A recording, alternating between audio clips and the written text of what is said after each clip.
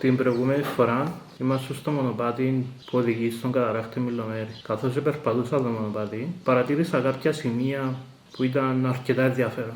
Τούτη φορά σκέφτηκα ίσως να ήταν καλή ιδέα να τα φωτογραφίσω. Να δούμε τι είναι αυτή.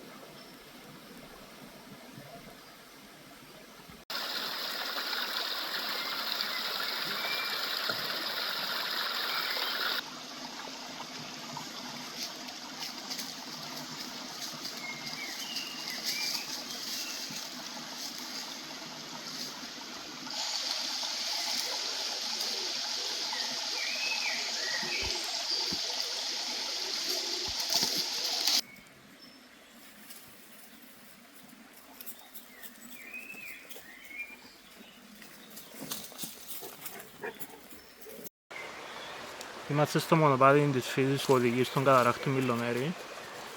Εύκολα κάποιες φωτογραφίες που τα σημεία που είχα δει την προηγούμενη φορά που είδαμε. Πάμε να τη δούμε στο edit.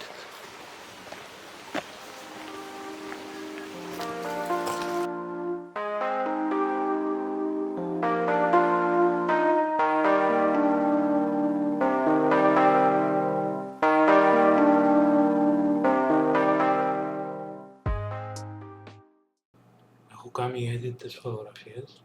Πολλές από τις φωτογραφίες που ευκάλαμε δεν ήταν αρκετά χρήσιμες, δεν μπορούσαν να χρησιμοποιηθούν. Κατέληξα μετά από τις ιδαούλες σε 3. Αυτές είναι οι φωτογραφίες.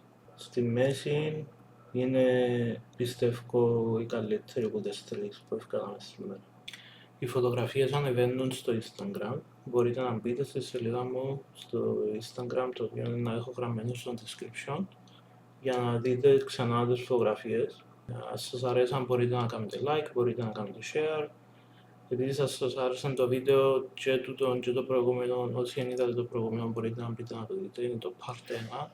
Τούτο ήταν το part 2 που ευκάλαμε τις φωτογραφίες και κάναμε τις edit. Μπορείτε να δείτε το βίντεο και το part 1, αν σας άρεσε μπορείτε να κάνετε ένα subscribe στο κανάλι. Ευχαριστώ που μείνατε ως το τέλος στο βίντεο. Ελπίζω να σας άρεσε. Να συνεχίσω να κάνω βίντεο τις διαδρομές που πάω, για να σας παίρνω μαζί μου, να βλέπουμε λίγο μαζί τις φωτογραφίες που βγάλω. Σιγά σιγά να ξεκινήσουμε να δείχνουμε και πώς κάνουμε το edit, πώς καταλήγουμε σε το αποτέλεσμα. Για όποιον τον ενδιαφέρει μπορεί να μείνει να παρακολουθεί τα βίντεο στο κανάλι. Όπως βλέπετε ενώ λούπο τσάμε, κάνετε ένα subscribe για τον λούπο. Thank you, bye.